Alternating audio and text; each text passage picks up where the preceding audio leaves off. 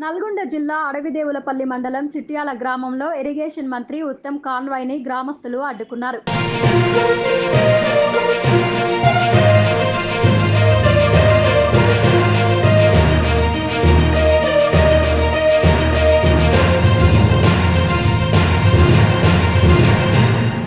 దున్నపోతుల గండి ఎత్తిపోతల పథకం సమీక్షా సమావేశం ముగించుకొని వెళ్తుండగా టెయిల్ పాండ్ బ్యాక్ వాటర్ కారణంగా నీట మునుగుతున్న తమ ఇండ్లకు నష్టపరిహారం చెల్లించి పునరావాసం కల్పించాలని డిమాండ్ చేశారు.